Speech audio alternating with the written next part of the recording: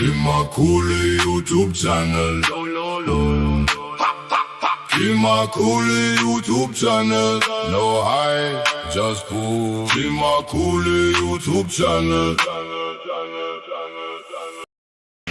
Sudah buan buan. Kau buat beda leka. Tiang. Ini kan ini lekuk kek ni. Buan yang sina. Ngam kan tikop mai. Kan common lau thế này. Sang son luk hama te kan mga. Sang son te ni lukhup nan kan mang boka. Ban ban nuam thin tak em. La dak dek dek kami. In lukhup le dei la. In lukhup le dei ro. In lukhup le ro, in lukhup le ro. Mumuti le la. Ta hena u oma. Kan ban nok tak em brass nen. Yan. Muro. Ini mo kati yung vele. Ngaw ka. Ay nawa mo wa. Lukub dala na te koy. Ate niya ito ato na itaka. Tuante ay lukub chimlo. Turo. Yan ang mga ikuta jela. Yan. Chiyam tukolong. Para dati na yung lukub china.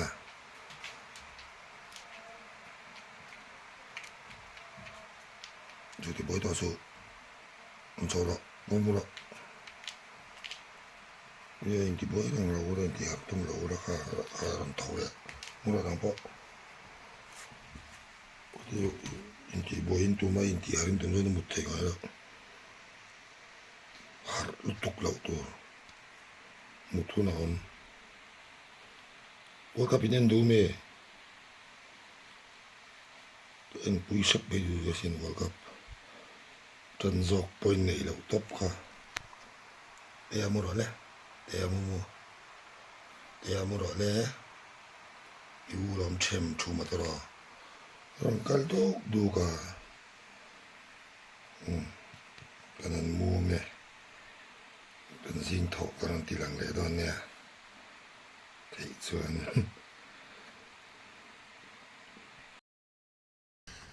Thầu đó nè. Har chưa thì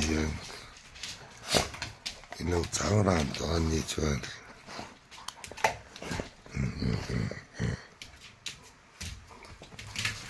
cái riêng cả là tiếng Hàn trong mấy chín bốc à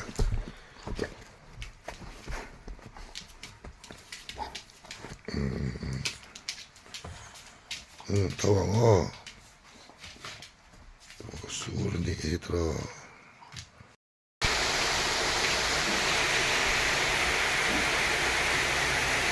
rugot tanah sangang